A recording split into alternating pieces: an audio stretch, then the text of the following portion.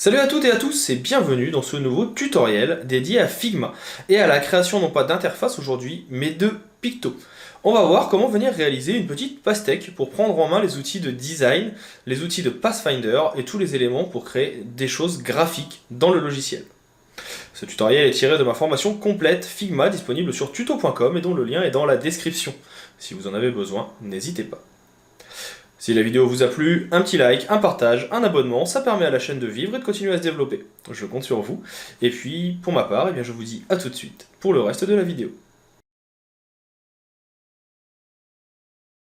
Pour le premier exercice, je vous propose de venir réaliser un petit pictogramme de melon ou de pastèque afin de prendre en main les outils de création graphique. On va commencer par aller chercher ici l'outil triangle, qui sera la base tout simplement de notre pastèque, comme vous vous en doutez, parce que c'est simplement la forme que va avoir une tranche de pastèque.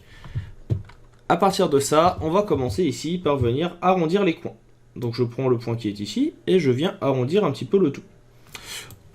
On peut venir également, si on le souhaite, augmenter le nombre de côtés pour avoir quelque chose de circulaire, pour avoir une pastèque complète. Nous, on va rester sur du triangle, ça me va plutôt bien. Je vais double-cliquer pour passer ici en mode modification de tracé.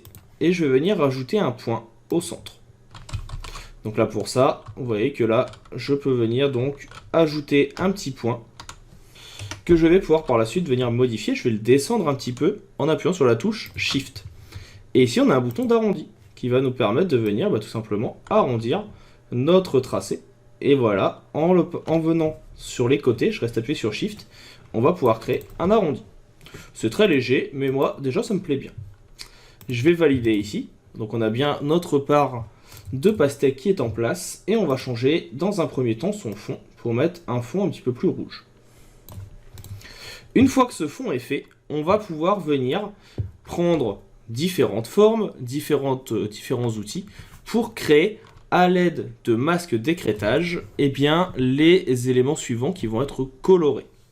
Pour cela, je vais juste venir dans un premier temps dupliquer ma forme, puis la dupliquer une deuxième fois pour la remonter comme ceci. Pour les duplications, j'appuie sur Alt. Je vais sélectionner les deux et je vais prendre ici l'outil soustraction. Ça me permet de pouvoir avoir une forme qui va être découpée et qui va avoir ici la possibilité d'être passée en vert pour avoir le bas de notre pastèque. Donc vous voyez que ça va très très vite. Je peux venir modifier la couleur comme j'en ai envie. On peut même venir refaire ça encore une fois en venant dupliquer cet élément, le dupliquer légèrement sur le bas. Pourquoi? Tout simplement parce que ça va nous permettre par la suite de pouvoir venir, je fais une erreur, j'ai même pas besoin de le faire une troisième fois, je peux venir ouvrir soustraction. Et donc là, l'idée, ça sera qu'on va pouvoir venir réduire encore le tout, de façon à avoir une autre soustraction qu'on va venir déplacer, qu'on remet à sa place, et qui sera elle-même d'une autre couleur.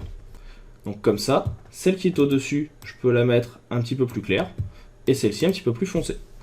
Et ainsi, vous avez trois strates qui peuvent être mis en place. Une fois que c'est fait, on va passer à la partie création des pépins. Pour ça, ça peut paraître compliqué, mais vous allez voir qu'en fait c'est très très simple. On va faire un carré, qu'on va avoir ici, et on va venir lui faire une rotation à 45 degrés. Je reste appuyé sur Shift pour faire une rotation parfaite, et on va venir zoomer. Quand vous sélectionnez votre carré, vous avez la possibilité de venir l'arrondir. Vous connaissez ici les options qui vous permettent de venir tout arrondir. Et nous, ce qu'on va vouloir venir arrondir, ce n'est pas forcément le point qui est en haut, mais ça va être tous les autres. Donc on va arrondir celui-ci à 45, celui-ci à 45, et le dernier à 45. Et de cette façon, vous avez un petit système de gouttes qui se met en place. Et si vous venez l'agrandir en venant double-cliquer et prendre votre outil ici pour sélectionner ce point, vous pouvez venir créer ici, très rapidement et très facilement, votre principe de pépin. Et en termes de couleur, on va venir sur quelque chose qu'on va voir un petit peu dans les marrons. Voilà, un petit peu foncé, comme ceci. Et ainsi, vous avez votre pépin qui est prêt, que vous pouvez venir ajouter dans votre composition. Alors là, il est peut-être un peu trop foncé ou un peu trop clair, et surtout, il est un petit peu trop grand. Donc je vais venir le réduire en appuyant sur Alt et sur Shift. Et puis on va pouvoir venir en placer plusieurs dans la composition de façon à avoir notre pépin et surtout notre pastèque qui est prête.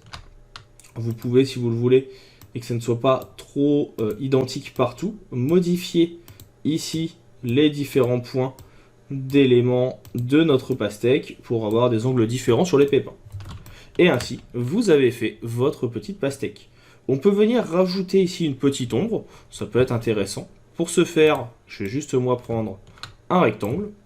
On va le tourner légèrement, voilà, faire qu'il prenne la largeur et qu'il dépasse un petit peu. Et on peut venir utiliser les modes de fusion, que vous connaissez tous maintenant, qui vont nous permettre de venir, par exemple ici, donner un effet un peu plus sombre, ou un effet un peu plus clair.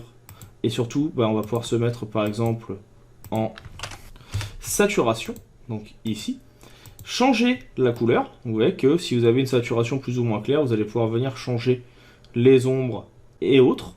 Et surtout, si là je viens descendre un petit peu et descendre l'opacité, je peux créer du relief. Je peux créer une ombre à mon élément juste en jouant sur la saturation.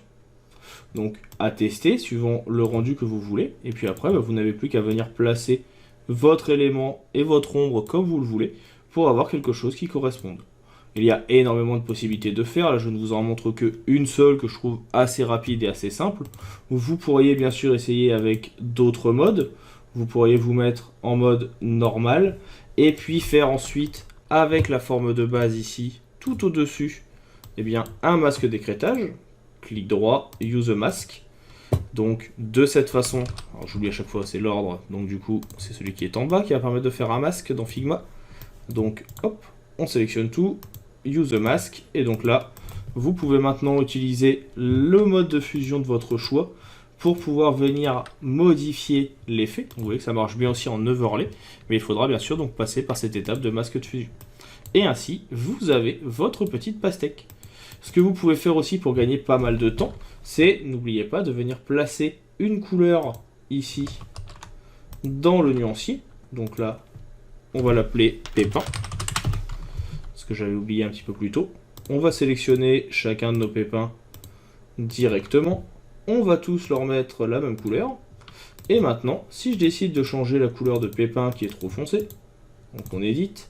On dit que là, elle ne nous plaît pas forcément. Peut-être qu'on veut du noir, peut-être qu'on veut une petite touche de rouge avec. On peut le modifier rapidement.